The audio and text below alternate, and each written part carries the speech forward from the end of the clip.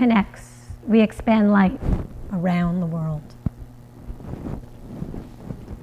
This topic is one of my favorite topics, the physics of oneness. When I first was asked to switch my date of speaking, I didn't choose law. In fact, I didn't want to talk about that subject at all, but God always has like a sense of humor with me. And so I started, I was open. I'm trying to say yes more, no less. And I started to research the universal laws. And some of them I know quite well, some of them I don't. And as I was reading through the universal laws, the one that kept resonating with me was the law of oneness. And so I started reading a little bit more about the physics of oneness. And what I realized is that I've been doing it and practicing it for the past 28 years. So today I'm going to talk about yoga. Interesting, I went to two things in my life have made my life beyond my wildest dreams.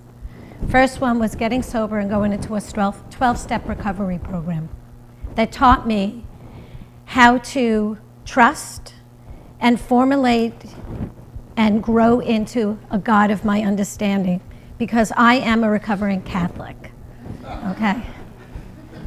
There was no freedom in that religion. The second thing that changed my life was getting on a yoga mat. And it has had a profound resonance throughout my life.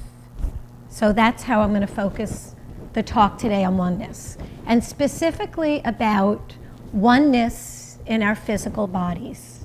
It's January. Most people start, my yoga studio gets crowded in January. Gyms get crowded in January because all of a sudden, the month of January, we realize we have a body again, right?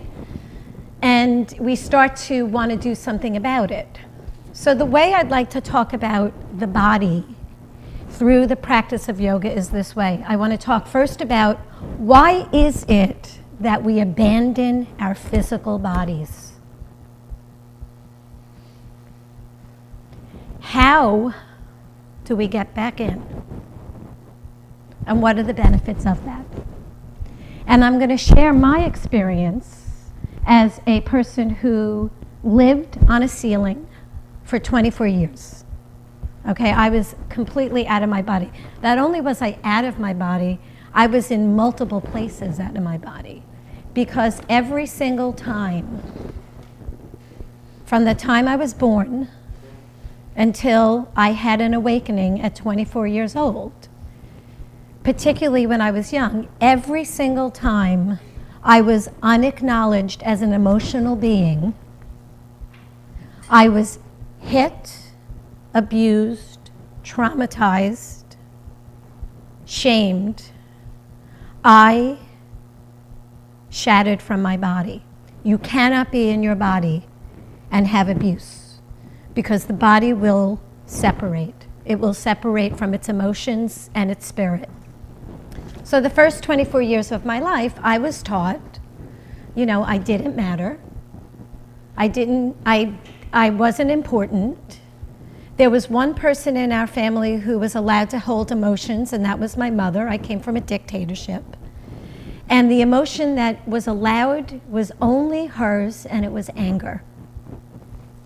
So I didn't learn the garden variety emotions that allow us to be embodied in our bodies, in our physical bodies. Because we come in our bodies with all our emotions. And then we're taught that certain ones aren't okay, and we separate from this body temple. How many of you were taught that your body was a temple, not a garbage disposal, right? Think about the foods that we were taught to eat. I was taught to force foods down my throat that I didn't like. Who as an adult would eat anything that didn't taste good on their palate? And yet we do that to children. So I learned how to disassociate from my physical body. It was painful, it was exhausting, and it took a lot of drinking and a lot of drugs eventually to keep me out of my body. When my pain body got so severe, I ended up in a 12-step program. And I began to have what I would consider the journey from my head to my heart. And I always say to my yoga students, I want you to wake up from the neck down, because we're taught, not just in our family systems, but in our education system, to use one side of our brain and to hang out there, right? And that side of the brain is the part of the brain that takes in information and then regurgitates it back. And we get pats on the back for knowing a lot of stuff, but not experiencing a lot. We also get pats on the back for accomplishments, trophies, and we don't get acknowledged for the authentic beings that we are. One of my favorite quotes is from Swami Kripalu, Papuji, and he says, we visit temples, cathedrals, mosques, looking for God. We go on pilgrimages all over the world. But until we ground into our body temple, we will not experience heaven on earth. At 24 years old, I had an experience. I was also, newly sober. One of my friends said to me, I was an exercise addict, and I was also severely anorexic. I was about 100 pounds, maybe. If I was 100 pounds, that was bad. And most women stroked me for that. So I was being stroked by society for being malnourished, underfed, because I looked good. So at 24 years old, someone said to me, I think you need some body work. I was a runner. I would run to the gym, work out for 2 hours, and run home, which was about 4 hours of exercise. My body was hard, it was guarded, it was shielded, and there was no penetrating it. And I was not in it. You can run and not be in your body. So I went to have a massage from this woman who worked with people that were who had had trauma. And she's a big lady, 3 times my size. She was on my back, standing on me, digging. I felt nothing. She got off the table and she looked at me and she said, if you don't start doing yoga, you're going to be crippled by the time you're 30. And I kind of heard it. I was like, yoga, but do any of that stuff. Sit, it's boring. I had never taken a yoga class in my life.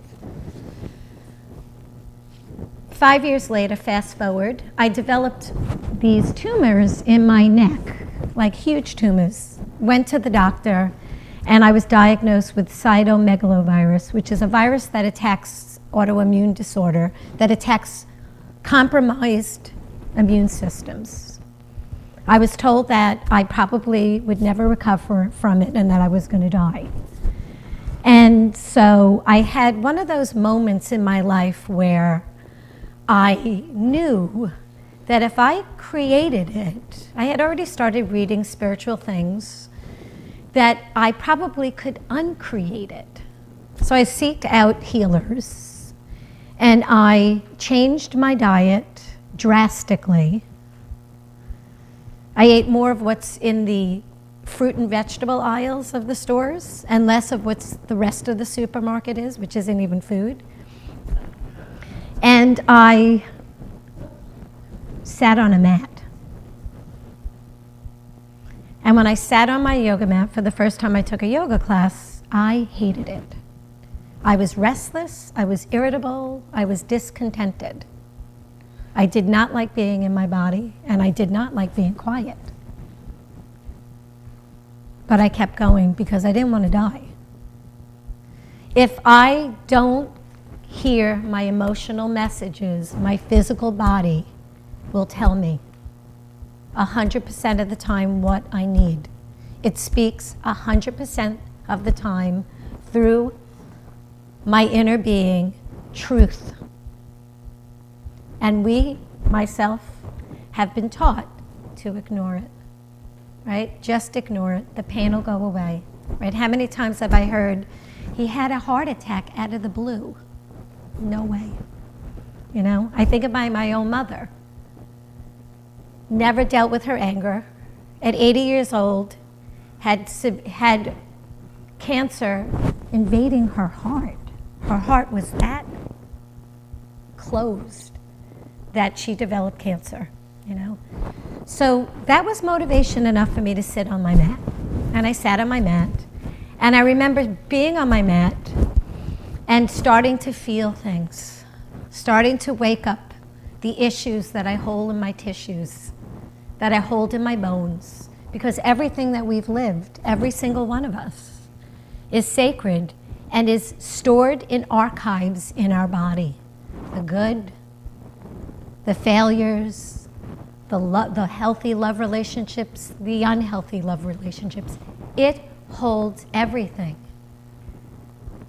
And it's not so much about me getting rid of it. I'll never get rid of any of my experiences. It's loving those experiences, healing those experiences, and allowing those experiences to flow and heal, as opposed to be forced and penetrated.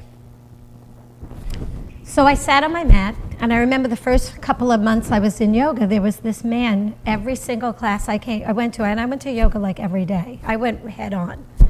And he would clear his throat. And it would drive me friggin' crazy. And I would lay there and I would move the next time. I would take different classes and I would move my mat and I would go somewhere else. And every single time, he ended up next to me clearing his throat. And then one day, while I was on the mat listening to him, and I had this revelation that my father clears his throat.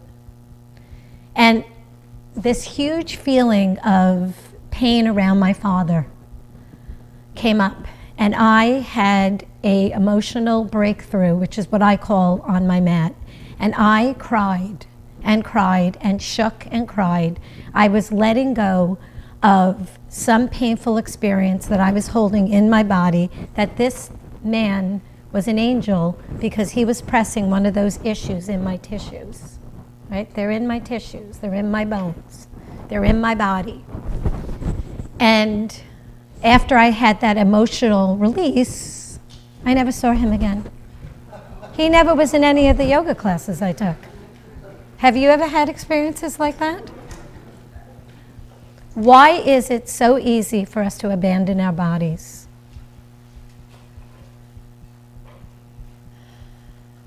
How do we get in them?